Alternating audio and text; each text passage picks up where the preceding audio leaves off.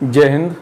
आइए इस वीडियो के अंतर्गत देखेंगे क्वेश्चन नंबर 11 स्टैटिक्स से संबंधित जो वीडियो हम आपको प्रोवाइड करा चुके हैं उससे ठीक आगे। क्वेश्चन नंबर 11, एक समतल में चार बिंदु ए बी सी डी हैं और चार सदिश रेखाएं A B B D D C और सी ए के द्वारा निरूपित की जाती हैं, तो सिद्ध कीजिए कि A B vector A B धन वेक्टर बी डी धन वेक्टर डी सी धन vector C A equal to 0। अर्थात जो इन रेखाओं पर जो बल समूह लगा हुआ है वो संतुलन की स्थिति में है, क्योंकि आप देख रहे हैं जो सिद्ध करना है वो क्या सिद्ध करना है, 0 लाना है। तो इसका मतलब बलों का जो परिणामी होगा वो परिणामी क्या आना चाहिए, 0। तभी क्या कहलाता है, बल समूह संतुलन में कहलाता है। तो बल समूह जब संतुलन में है तो निकालेंगे इनका परिणामी। देखते हैं क्वेश्चन नंबर 11 नंबर 11 का है पहले। तो ए वेक्टर ए बी धन वेक्टर बी डी धन वेक्टर डी सी धन वेक्टर सी ए बराबर 0। जिन लोगों को चित्र बनाने में कोई प्रॉब्लम होती है तो उनके लिए एक शॉर्ट तरीका बताएंगे। हालांकि चित्रों के द्वारा आपको करना चाहिए, चित्र बनाना भी चाहिए। तो चलिए चित्र बना लेते हैं। एक समतल में चार बिंदु हैं, चार बिंदुओं को दर्शा दिया किसी तरीके से कि इस तरीके से चार बिंदु दिए गए हैं, ए वी सी डी, चार बिंदु दिए गए हैं ए बी सी डी। अब इनके अनुसार उनके वेक्टरों को दर्शाइए। पहले ए बी, ए से बी की तरफ, बी डी, पहले मिला लिया बी और डी को, तीर का निशान बी के डी की तरफ, डी सी, डी से सी की तरफ, सी ए, सी से ए को पहले मिला लिया, वेक्टर का निशान सी से ए की तरफ। तो ये चित्र की कंडीशन है। इस प्रकार का चित्र बन के तैयार होगा। आप जो भी उनके बिंदु पड़े हुए हैं उन बिंदुओं के नाम कहीं से भी दे सकते हो। हमने यहाँ से स्टार्ट कर दिया ए बी सी डी, आप यहाँ से स्टार्ट कर सकते हो ए बी सी डी, ऐसे भी कर सकते हो, कोई आपत्ति नहीं है इसमें। चाहे आप ए बी सी डी इस तरीके से चक्रीय क्रम में घुमा सकते हो, लेकिन ध्यान रखना है कि जिस प्रकार से वेक्टर ये दिए हुए हैं, vector A B plus vector B C plus vector D C plus vector C A, तो उसी प्रकार से इसे कवर करना है। ये गलती नहीं होनी चाहिए, डायरेक्शन चेंज नहीं होनी चाहिए। जो डायरेक्शन दी जा रही है वो चेंज नहीं होनी चाहिए। अरे आपको जाना है कानपुर जाना है और आपको चलना पड़ेगा कहाँ, पूर्व दिशा में, चंदिए पश्चिम दिशा में, कब मिलेगा आपको टारगेट, कभी नहीं मिलेगा। तो वही ध्यान रखना है कि डायरेक्शन क्या है, किस दिशा में जाना है। तो वो इसने स्पष्ट कहा है ए बी, ए से बी की ओर, बी डी, बी से डी की ओर, डी सी, डी से सी की ओर, सी ए, सी से ए की ओर, इस प्रकार से जाना है। तो इस प्रकार से डायरेक्शन क्लियर हो गई। क्लियर होने के बाद एक आपको जो मेथड बताया गया है वो ये मेथड बताया गया है। कहा था आपसे जब कोई नदी, नहर या जिसमें भी जब कोई व्यक्ति डूबता है तो वो किनारों की तरफ भागता है जान बचाने के लिए, किनारों की तरफ भागता है जान बचाने के लिए। तो यदि कोई प्रश्न इस प्रकार से आता है जिसमें विकर्ण भी दिए गए हैं, अब केवल भुजाएं दी गई तो भुजाओं का माध्यम भुजाओं से सॉल्व होगा। अब जब विकर्ण भी दिए गए हैं तो विकर्णों को तोड़ते हैं भुजाओं के आधार पर, विकर्णों को तोड़ देते हैं, क्योंकि बताया गया है कि आपको रास्ते उनके कई पता होते हैं, आप उसे कई प्रकार से तोड़ सकते हैं। अरे हम इस रास्ते से नहीं जाना चाहते हैं तो हम इधर से चले जाएंगे सैपई के रास्ते, जब सैपई का रास्ता मिलेगा तो उधर से घूम के चले आएंगे करेल के रास्ते। तो आइए इधर से देखते हैं पहले left hand side. Left hand side में vector A B plus vector B D plus vector D C plus vector C A. तो क्या कहा गया कि सबसे पहले क्या करते हैं कि जो विकर्ण दिए होते हैं डायगोनल्स उन्हें चेंज करते हैं। तो चेंज करके देखेंगे किस तरीके से भुजाओं के रूप में चेंज करते हैं। ए बी बी डी दिया है, बी से डी पर पहुंचना है। जब बी से डी पर पहुंचना है तो बी से डी पर पहुंचने का रास्ता कौन सा है? बी से डी पर पहुंचने का इधर से भी जा सकते हो, चलो इधर से ही चल रहे हैं। B A plus A D, B A plus A D plus D C तो लिखा ही है। और सी ए का रास्ता कौन सा है? सी ए का रास्ता, अब सी ए के रास्ते की तरफ चलेंगे तो आप चाहें तो इधर से चले जाएं, आप चाहें तो इधर से चले जाएं, कोई भी एक रास्ता अपना लो। तो कोई भी जब एक रास्ता अपना रहे हैं तो चलिए इधर से चलते हैं। C D plus D A, इस ए बी और इस ए बी में, इस ए बी में और इस ए बी में क्या है? डायरेक्शन चेंज है, केवल डायरेक्शन चेंज है। तो डायरेक्शन चेंज करके उसे सही कर सकते हो। वेक्टर ए बी इसे लिख सकते हैं माइनस के वेक्टर ए बी प्लस यहाँ क्या है? ए डी है, लास्ट में क्या है? डी ए है, तो ये तो ए डी लिखा ही है, प्लस ऐसे ही ये डी सी लिखा है तो इसे क्या लिख सकते हैं? Minus C D plus C D और लास्ट में माइनस का ए डी। डायरेक्शन चेंज कर दी, ए बी से ए बी कैंसिल हो गए, ए डी से ए डी हो गए, सी डी कैंसिल हो गए, टोटल क्या आ गया? 0। एक तो मेथड आपके पास ये रहा। दूसरा क्या बताया था? दूसरा मेथड बताया था बहुत इजी, जब चित्र भी आपके समझ में ना आता हो तब क्या बॉन्ड बना के उसे हल कर लो, और जैसे ही बॉन्ड बना के तोड़ोगे वो निश्चित चित्र को ही दर्शाता है। चित्र बनाया बेशक नहीं है आपने, लेकिन जब बॉन्ड बना रहे हैं बॉन्ड केवल रास्ता को ही पकड़ रहे हैं, केवल वो रास्ता ही क्लियर करा रहे हैं, लेकिन आपने रास्ता दर्शाया नहीं है चित्र के द्वारा। केवल इतनी कमी रह जाती है उस मेथड के अंतर्गत, लेकिन काम वही किया जाता है जो चित्र में होता है वही। तो देख लेते हैं उसे भी। Left hand side A B plus B D plus D C plus C A, इस तरीके से दिया है। तो यहां देखेंगे इन दोनों का पेयर बन के तैयार हो रहा है, ए बी और बी डी का। तो ए बी और बी डी का पेयर बन गया, क्या बचा?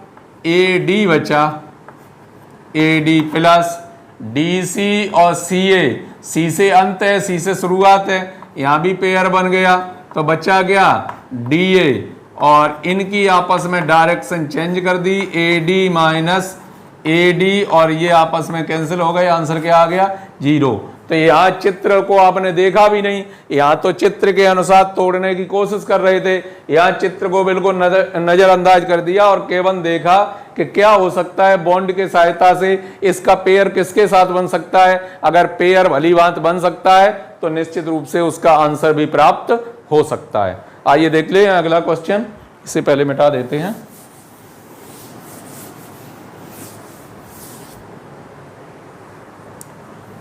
क्वेश्चन नंबर 12,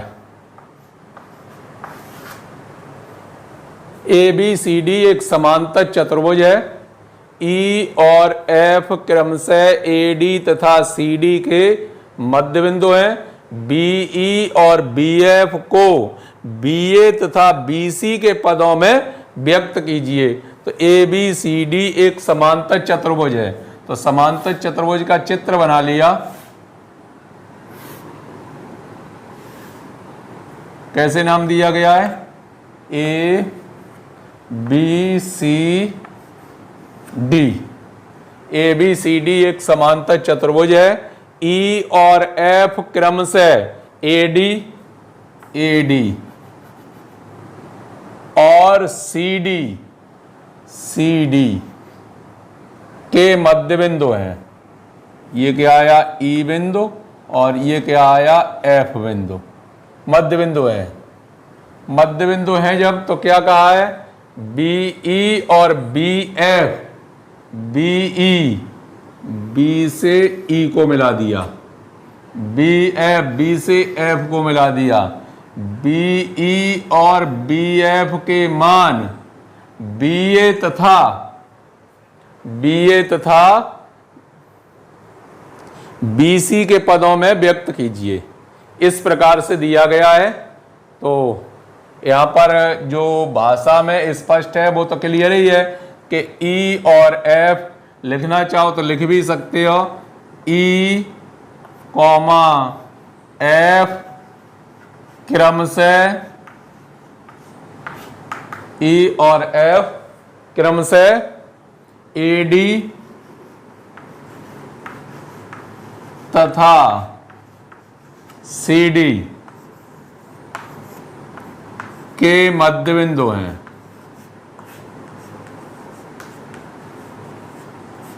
मध्य बिंदु है, मध्य बिंदु की प्रॉपर्टी आप जानते हैं कि जब मध्य बिंदु है तो क्या है, ठीक आधे का दुगना, आधे का दुगना होगा। ये मध्य बिंदु की प्रॉपर्टी है। अगर बीचा बीच वाला पॉइंट मिला है तो एक तरफ की दूरी इधर की दूरी दोनों बराबर बराबर हो जाती हैं, और जो बराबर बराबर हो जाती हैं तो उन्हें तो आप समझ ही गए, तो वो आधे का ठीक दुगना हो गया। तो सिद्ध क्या करना है, बी ई का मान निकालना। आइए निकालते हैं बी ई का मान पहले। बी ई, तो बी से ई पर पहुंचना है, बी से ई पर पहुंचना है, और रास्ता आपके पास ये रहा क्योंकि उसने ऐसा कहा है कि आप बी ए और बी सी के पदों में इसका मान व्यक्त कीजिए, बी ए और बी सी के पदों में। तो सबसे पहले कहाँ आएंगे, बी से ए पर आ गए, बी ए प्लस, फिर ए से जाएंगे कहाँ, ई पर, ए से पहुंचे ई पर, तो यहां बी ए तो लिखा हुआ है, प्लस ए ई को क्या लिख सकते हैं, ए ई को लिख सकते हैं ए डी बटे दो, ए डी बटे दो। ए से ई की तरफ डायरेक्शन है तो ए से डी पहुंच गए, डी का आधा होगा, ठीक है।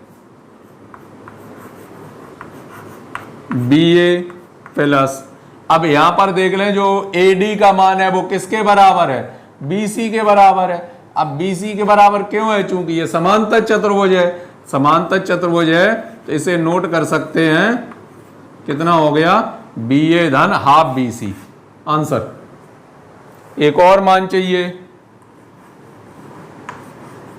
बी एफ का मान चाहिए, तो बी से एफ पर पहुंचने के लिए क्या होगा, B C plus C F, B C plus C F, B C तो लिखा है, सी एफ को क्या लिख सकते हैं, सी डी बटे में दो, डायरेक्शन चेंज ना हो जाए, बस इतना ध्यान रखना है।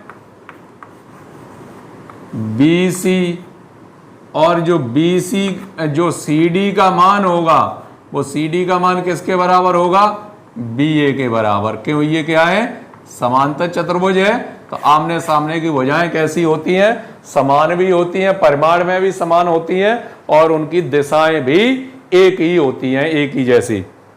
तो इस प्रकार से 12वां क्वेश्चन, बी ई और बी एफ का मान बी ए और बी सी के पदों में व्यक्त कीजिए।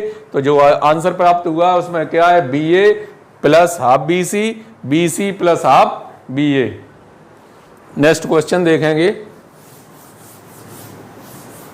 ये क्वेश्चन जो नेक्स्ट आपको दिखाई दे रहा है ये मोस्ट इंपोर्टेंट क्वेश्चन है, ये अक्सर कर परीक्षा में आता ही रहता है, कंपटीशन की परीक्षाओं में भी इसे पूछा जाता है, और भी जगह मतलब कंपटीशन की परीक्षा और जो हार्ड जो परीक्षाएं होती हैं, जैसे आप आईआईटी कहेंगे तो आईआईटी में जो वेक्टर विश्लेषण है वो भी आता है, तो उसमें इस प्रकार के प्रश्न आते हैं।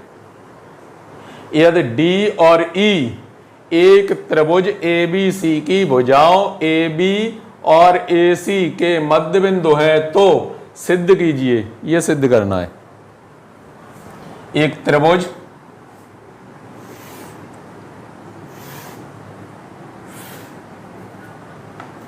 का चित्र बना लिया, ए बी सी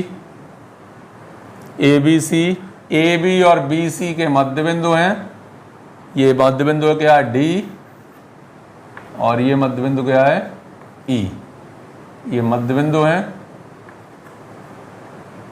इन्हें मिलाओ ना मिलाओ कोई दिक्कत नहीं है, जो कहेगा वो कहेंगे करेंगे। क्वेश्चन नंबर दिया गया है 13,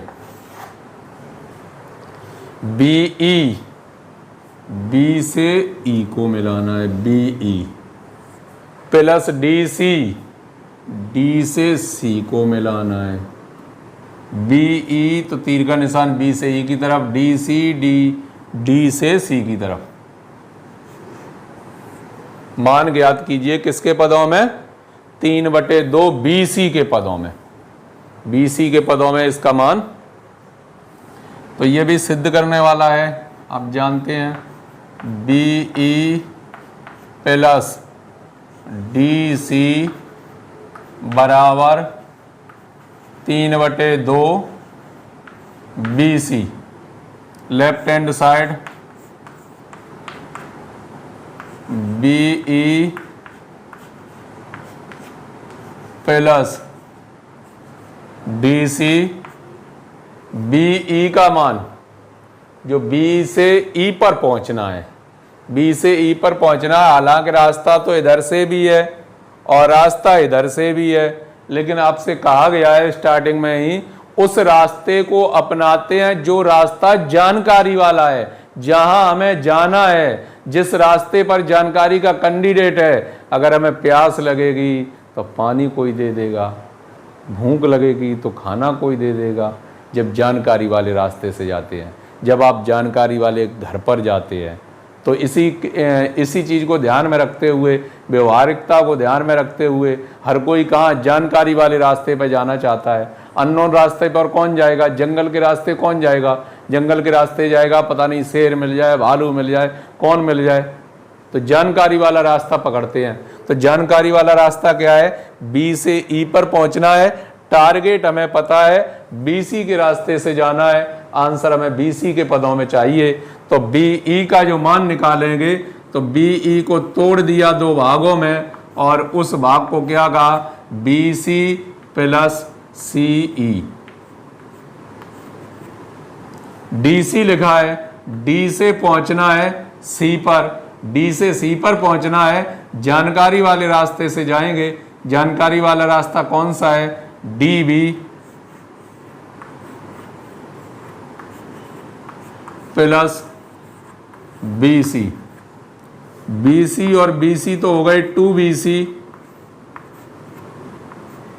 प्लस बचा आपके पास एक तो बचा CE प्लस एक बचा DB। C को चित्र से देखें तो C को क्या लिख सकते हैं, CE डायरेक्शन इधर है तो उसे क्या लिख सकते हैं, CA/2 प्लस DB डायरेक्शन इधर है, DB को क्या लिख सकते हैं, AB/2। तो 2BC प्लस 1/2 तो दोनों में है और यहां A से एंड है, A से शुरुआत है, बॉन्ड बन गया है। आप चाहें तो चित्र पर भी नजर डाल के इसे क्लियर कर सकते हैं। CA plus CB, CA plus CB, CA plus CB ये किसके बराबर होगा, BC के बराबर। CA प्लस AB लिखा है इधर, AB तो CA प्लस AB। कहां से पहुंचे थे, C से पहुंचे A पर, A से पहुंचे B पर, डायरेक्ट रास्ता CB। तो यहां पर क्या आया, 2BC माइनस हाफ BC हो जाएंगे, डायरेक्शन चेंज कर दी। जैसे ही आपने डायरेक्शन चेंज कर दी, 2 में से आधा घटाना है, जब आधा घटाएंगे तो बचेगा क्या, 1.5। 3/2 BC, that is your answer. ठीक है, आ गया होगा समझ में। 3/2 BC। नेक्स्ट क्वेश्चन देखेंगे आप, मिटा दें एक बार फिर से इसे। तो नेक्स्ट क्वेश्चन देख लीजिए, ग्रीन बोर्ड पर नोट है, पढ़िए।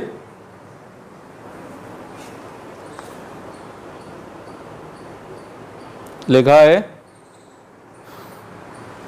ए B C D E F एक समषट्भुज है जिसमें ए पर A B vector A C comma vector A D comma vector A E comma vector A F बल कार्य करते हैं, तो सिद्ध कीजिए कि उनका परिणामी 3AD के बराबर होगा। उनका परिणामी 3AD के बराबर होगा। क्वेश्चन आप पढ़ चुके हैं, आइए देखते हैं। ABCD एक समषट्भुज है। जब समषट्भुज है तो पहले तो समषट्भुज का चित्र बनाएंगे, तो समषट्भुज का चित्र बना लीजिए।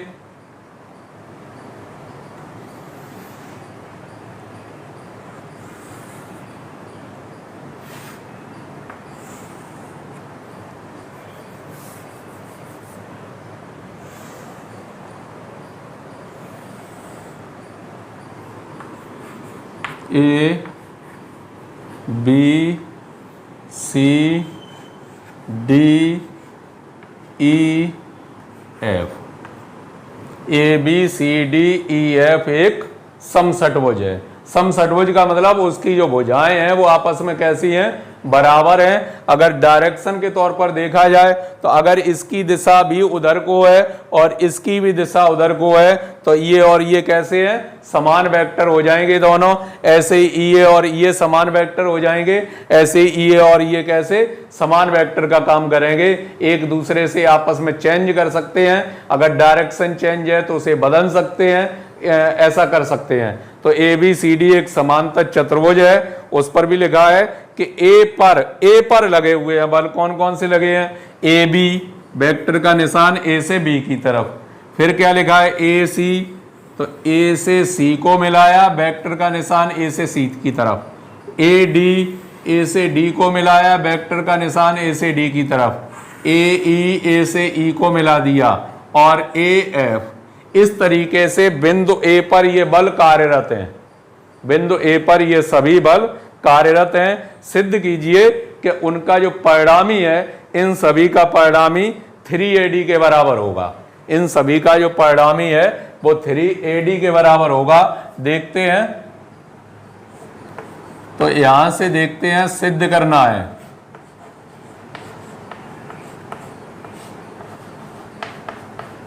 सिद्ध करना है, आप देखेंगे सिद्ध क्या करना है। तो AB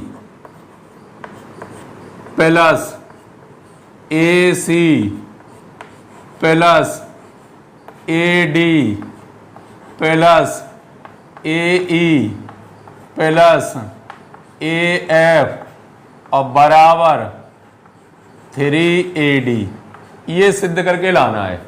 इन सभी का जो मान दिया जा रहा है आपको, तो A बिंदु पर ये बल कार्यरत हैं। कौन कौन से बल कार्यरत हैं, AB, AC, AD, AE और AF, ये बल कार्यरत हैं। इन बलों का जो परिणामी होगा वो 3AD के बराबर होगा।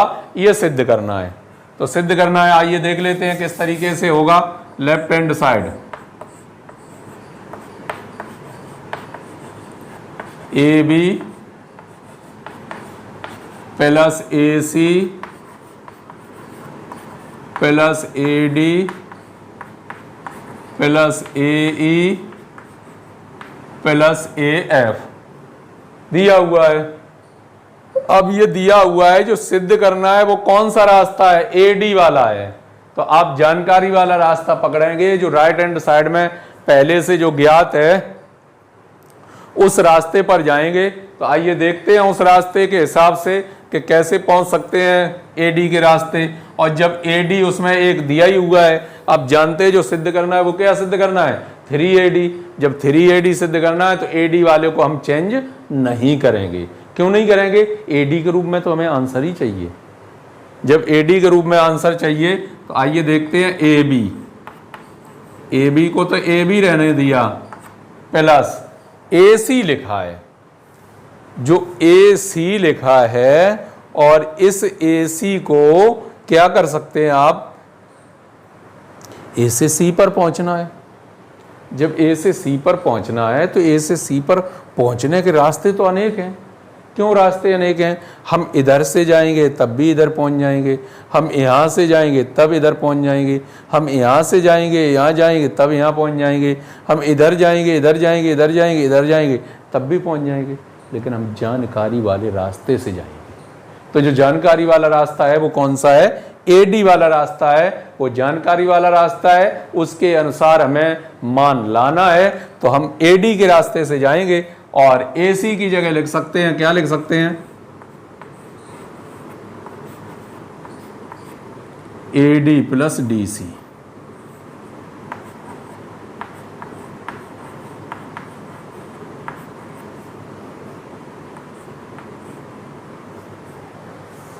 यहां क्या लिखा हुआ है? ए ई लिखा हुआ है। तो जब ए ई लिखा हुआ है तो ए से ई पर पहुंचना है। कहां पहुंचना है? ए से ई पर। तो जब ए से ई पर जाना है तो हम जानकारी वाले रास्ते से जाएंगे, ए डी धन डी ई, ए डी धन D E, A D A D A D ये तो मिलकर हो गए 3AD। बचा क्या है? AB बचा है, DC बचा है और DE बचा है। और कुछ बचा है? लास्ट में इसे लिखा नहीं, AF बचा है।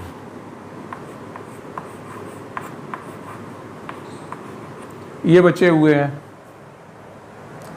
तो AB के सामने कौन है? DE। तो AB का मान किसके बराबर होगा? ये क्लियर कर लो, डायरेक्शन चेंज ना हो और काम चल जाए। तो AB की जगह, AB के स्थान पर क्या लिख सकते हैं? ED डायरेक्शन एक तरफ, ED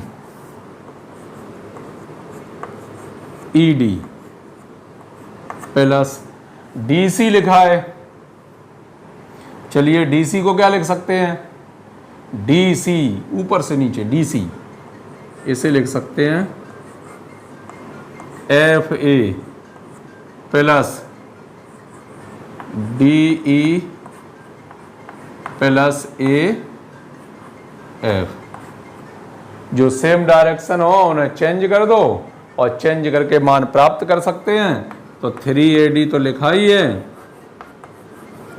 3AD प्लस ED की डायरेक्शन चेंज कर दी माइनस DE हो जाएगा, FA की डायरेक्शन चेंज कर दी AF आ जाएगा, प्लस यहाँ तो DE लिखा ही है प्लस AF लिखा है। AF से AF कैंसिल हो जाएगा, DE से DE कैंसिल हो गए। आंसर क्या बचा आपके सामने? 3AD right hand side. इस तरीके से आपको आंसर प्राप्त हो गया 3AD। इन प्रश्नों के कई मेथड होते हैं।